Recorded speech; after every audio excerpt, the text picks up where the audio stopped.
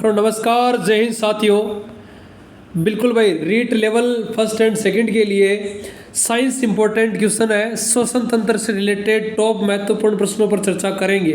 जो भी विद्यार्थी नए जुड़ रहे हैं चैनल को सब्सक्राइब जरूर कर लेना दोस्तों। पहला प्रश्न, मानव शरीर में ऑक्सीजन का परिवहन किसके माध्यम से होता है? पहला प्रश्न है, उसका जो आंसर है आप फटाफट से कमेंट बॉक्स में देते रहे भाई साथ साथ। पहले प्रश्न का जो राइट आंसर है दोस्तों वो क्या होगा भाई? यहाँ पर हीमोग्लोबिन भी सही होगा और रुधिर प्लाज्मा भी सही है, तो सी ऑप्शन ए और बी दोनों यहाँ पर सही रहने वाले हैं। प्रश्न संख्या 2 की बात करते हैं। प्रश्न संख्या 2 है, फेफड़ों में गैसों का आदान प्रदान किस माध्यम से होता है? फेफड़ों में गैसों का आदान प्रदान वायु कुपिकाओं से होता है। किससे होता है? वायु कुपिकाओं, जिसको क्या बोलते हैं? एल्वियोलाई बोलते हैं दोस्तों, याद रखना। प्रश्न संख्या 3 की बात कर रहा हूँ। उच्च श्वसन की प्रक्रिया, शरीर से बाहर निकाली गई वायु ऑक्सीजन का कितना प्रतिशत होती है? ये बात अभी भी मैंने पहले वीडियो में बताई है भाई दोस्तों, और आपको याद रखना है लगभग 16.5% होती है। कितनी होती है? 16.5%। ऑप्शन में नहीं है तो 17% आंसर आपका सही हो जाएगा। नेक्स्ट देखना, प्रश्न संख्या 4, मानव शरीर में कार्बन डाइऑक्साइड का परिवहन किस माध्यम से होता है? प्लाज्मा में घुलकर, कार्बोनेट्स में घुलकर, हीमोग्लोबिन के माध्यम से, उपयुक्त सभी माध्यम से। क्या यहाँ पर सही होगा? यहाँ पर सभी है, बिल्कुल सही रहने वाले हैं, उपयुक्त सभी आंसर हो जाएगा। प्रश्न संख्या 5 की बात करूं दोस्तों, बहुत ही शानदार मॉडल पेपर है साइंस वालों के लिए। ध्यान से देखना मॉडल पेपर को। परीक्षा करनी खुद की। फेफड़ों की सुरक्षा हेतु इनके ऊपर कौन सी झिल्ली का आवरण होता है? और वो प्लूरल झिल्ली होती है। कौन झिल्ली होती है? प्लूरल झिल्ली होती है दोस्तों। नेक्स्ट देखना, प्रश्न संख्या 6, किसके ऑक्सीकरण के द्वारा उत्पन्न ऊर्जा श्वसन कहा जाता है या श्वसन कहते हैं उसको? याद रखना भाई, प्रश्न संख्या 6 है, जिसको बोला जाता है ग्लूकोज के ऑक्सीकरण को ही क्या कहते हैं? श्वसन कहते हैं दोस्तों। 7वां देखना भाई, गजब का प्रश्न है, फेफड़ों में कितने लीटर गैस धारण करने की अधिकतम क्षमता होती है? यदि आयतन पूछे तो 1650 ml लिख देना। 7वां प्रश्न का आंसर देना भाई, 5 लीटर कम से कम होना चाहिए। कितना होना चाहिए भाई? 5 लीटर होना चाहिए। प्रश्न संख्या 8 की बात कर रहा हूँ, ऑक्सीजन के ग्रहण एवं कार्बन डाइऑक्साइड के उत्सर्जन की मात्रा किसके ऊपर निर्भर करती है? गजब का प्रश्न है भाई। 8वें प्रश्न का आंसर है, वो कितने विद्यार्थी दे पाते हैं? ये सब बातें निर्भर करती है HB पर। HB का मतलब हीमोग्लोबिन। एक ऐसी प्रोटीन है जिसमें 574 से 576 एमिनो एसिड पाए जाते हैं। प्रश्न संख्या 9 आपके स्क्रीन पर है, निःश्वसन के समय ग्रहण की गई वायु ऑक्सीजन का कितना प्रतिशत होती है? श्वास को बॉडी में लेना निःश्वसन होता है दोस्तों। ऑक्सीजन का कितना परसेंट? ऑक्सीजन जितनी होती है वायु उतनी लेते हैं पूरी की पूरी। ध्यान रखना, 21% होती है, पूरी लेते हैं। वापस बाहर निकालते हैं 16.5% निकालते हैं, है ना? ध्यान रखना 16.5%। देखो अगला है, भोजन को निगलते समय श्वास का जो मार्ग है कौन बंद कर देता है? ये ध्यान करना, गजब का प्रश्न है 10वां। इसका नाम है एपिग्लोटिस, जिसको घाटी ढक्कन बोलते हैं, घाटी द्वार भी बोलते हैं। ठीक है, अगला है प्रश्न संख्या 11, मनुष्य का जो दायां फेफड़ा होता है उसमें टोटल कितने पिंड होते हैं? तो अपना आंसर है 11वें प्रश्न का आंसर वो हो जाएगा दोस्तों 3 खंड होते हैं। कितने खंड होते हैं? 3 खंड होते हैं। आगे चलते हैं, प्रश्न संख्या 12 की ओर चलते हैं। एक बार थोड़ा सा बने रहिएगा, सेशन को शेयर करते रहिएगा, और ये परीक्षा अपनी स्वयं परीक्षा लेते रहिएगा भाई दोस्तों। देखिएगा भाई, गजब का प्रश्न है। प्रश्न कह रहा है, मनुष्य में बायां फेफड़ा कितने पिंडों में विभाजित? देखो, जो दायां होता है वो 3 में, और बायां होता है वो कितने में भाई दोस्तों? वो आपके 2 खंडों में विभाजित होता है। एम्पाइसीमा बीमारी है, उसका संबंध होता है सीधा का सीधा किससे भाई? फेफड़े से होता है। प्रश्न संख्या 13 का आंसर हो जाएगा। इसके बाद में ध्यान रखना, नेक्स्ट प्रश्न संख्या 14, क्या प्रश्न आया दोस्तों? वह जैव प्रक्रम जिसके द्वारा शरीर में ऊर्जा का उत्पादन होता है उसे क्या कहते हैं? जैव प्रक्रम, शरीर में ऊर्जा का उत्पादन होता है उसे क्या कहते हैं?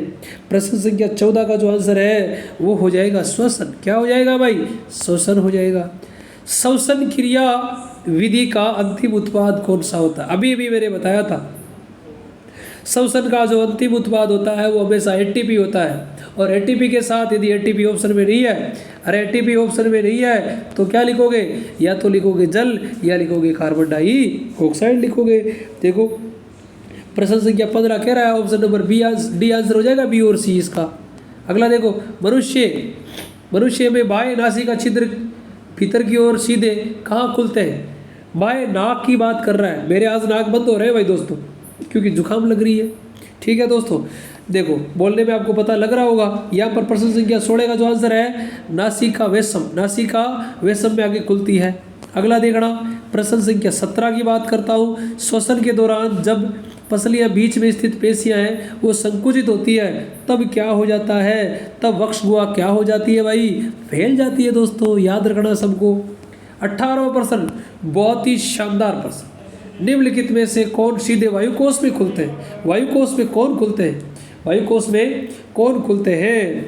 याद रखना, वायुकोश में कौन खुलते हैं? तो बताना, वायुकोष्ठिका और वाहिनी होती है वो खुलती है। अगला देखना 19वां, निम्नलिखित में से कौन एक ऊर्जादायी प्रक्रिया है? ऊर्जादायी जो प्रक्रिया होती है वो श्वसन ही होती है। श्वसन के दौरान ही हमें एनर्जी प्राप्त होती है दोस्तों। पर टाइम बहुत कम ले रहा हूँ दोस्तों, याद रखना। मनुष्य में श्वास लेने और छोड़ने की क्रिया कहलाती है, क्या कहलाती है? श्वसन, निश्वसन, श्वासोश्वास, इनमें से कोई नहीं। 20वें प्रश्न का आंसर श्वासोश्वास, याद रखना है ना। निश्वसन उच्छ्वसन दोनों को एक नाम से श्वासोच्छ्वास कहते हैं। श्वास क्रिया विधि भोजन के अणु का क्या होता है? विघटन होता है, संश्लेषण होता है, परिवहन होता है, दहन होता है। 21वें प्रश्न का आंसर तो बताना, विघटन होता है। 22वां प्रश्न, निम्नलिखित में से कौन सा अंग श्वसन संबंधित नहीं है? प्रश्न ट्रेकिया है, किल्स है, फेफड़े है, लीवर नहीं है, बी आंसर हो जाएगा। 23वां प्रश्न, मनुष्य में श्वसन वर्णक क्या कहलाता है? हीमोग्लोबिन को श्वसन वर्णक कहते हैं, Hb को। ऑक्सीजन जाती है, CO2 बाहर आती है इसके द्वारा। लास्ट 24वां प्रश्न देखो, प्रश्वास के दौरान डायाफ्राम में क्या होता है? प्रश्वास के दौरान डायाफ्राम में क्या होता है? संकुचन होता है, सबको पता है। 24 के बाद देखो नेक्स्ट, हमने कहा टॉप हमारे महत्वपूर्ण 35 क्वेश्चन रहेंगे, वही क्वेश्चन देखो। प्रश्न संख्या कितने भाई? 25वां। देखो, प्रश्वास की क्रिया किस किस रचना की भूमिका होती है?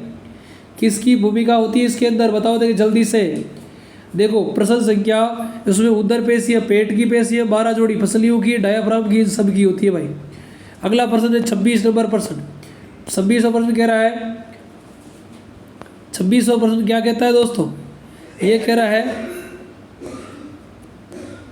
एक मिनट, 26वां, वक्ष गुहा को उदर गुहा से अलग करने वाली गुंबद आकार की रचना क्या कहलाती है? 26वें प्रश्न का आंसर होता है भाई क्या आपका? डायाफ्राम कहलाती है भाई, अलग करती है। एक मनुष्य 1 मिनट में कितनी बार श्वास लेता है? सब संदर्भ बताड़ी है, बताओ देखिए। एक बार श्वास लेना छोड़ना 5 बार खेलेगा, मतलब 5 सेकंड का टाइम लगता है। 12 60 में 5 का भाग दो, कितना आएगा भाई? 12 आएगा। 12 कोई ऑप्शन में है तो लिख दो उसके अकॉर्डिंग। देखो इसमें अधिकतम बताना है अपने को, अधिकतम बताना है तो ध्यान रखना, यहाँ पर जो आंसर है वो 16 से 18 बार लिखना। क्या लिखना है भाई? 16 से 18 बार। नेक्स्ट देखो, श्वसन क्रिया के दौरान कितने प्रतिशत ऊर्जा ताप के रूप में निष्कासित होती है? ताप के रूप में निष्कासित होती है भाई। 28वें प्रश्न का आंसर होगा 20%। कितना होगा भाई? 20%। 29 नंबर प्रश्न, श्वासोच्छ्वास लेना और छोड़ना श्वसन के विषय में कौन सा कथन सत्य है, सही है? ये आपको बताना है। देखो पहला, श्वासोच्छ्वास क्रिया में ऊर्जा उत्पन्न नहीं होती है जबकि श्वसन में ऊर्जा, बिल्कुल सही बात है। श्वासोच्छ्वास एक भौतिक क्रिया है जबकि श्वसन में रासायनिक क्रिया, बिल्कुल सही बात है। अगली देखो, श्वासोच्छ्वास कोशिकाओं की बाहर जबकि श्वसन कोशिकाओं के भीतर होता है, ये बात भी सही है। उपयुक्त सभी कथन सत्य है भाई दोस्तों।